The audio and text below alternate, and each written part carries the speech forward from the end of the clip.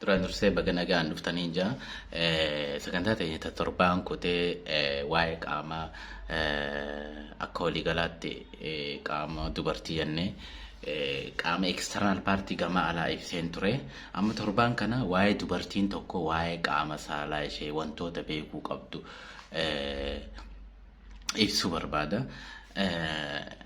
Tokkoffaa vaayijaayinaa yookaan muxxee fi qaama saalaa gara alaa yookiin vulvaa waladda akka ta'e dubartiin takka beekuu qabdi. Qaamni muxxeen ka jennu gadaamee isaa gara afaaniitirraa haga alaatitti jechuudha.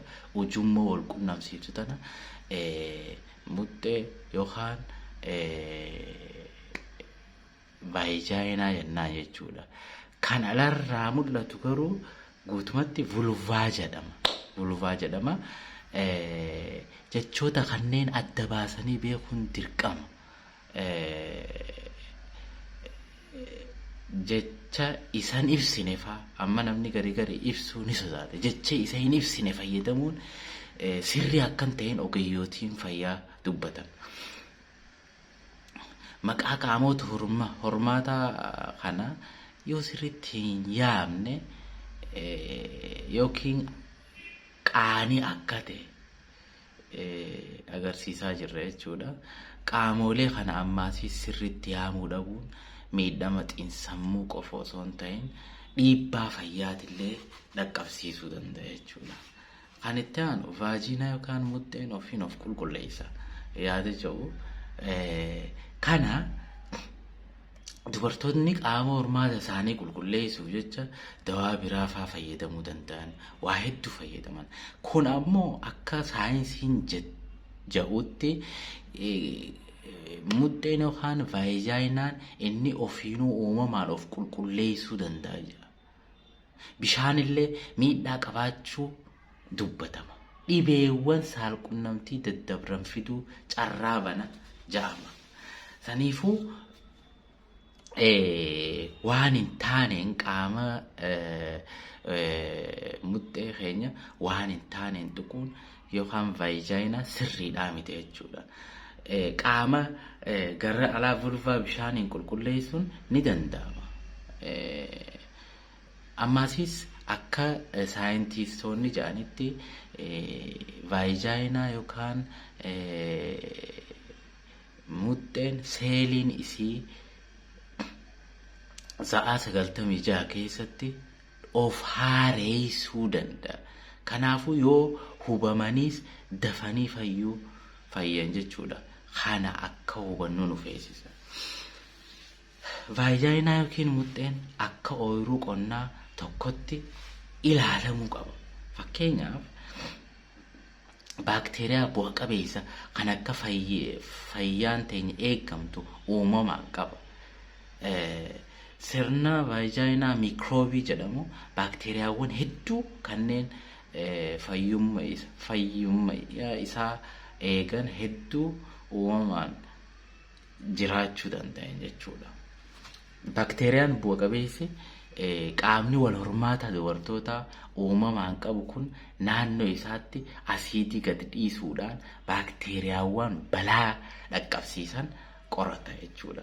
Kanaafuu meeshaalee qorichaa farra baakteeriyaa cuuphamanii keessa qaama hormaata dubartii miicuun dhiibbaa qaba jechuudha.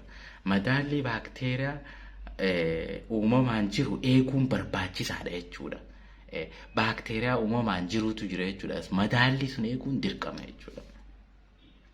Dubartiin kamuu meeshaa rifeensaa ittiin qoorfatan qaama alaa dubartii akka hin qulqulleessine gorfama akka ogeeyyotii fayyaa jechuudha.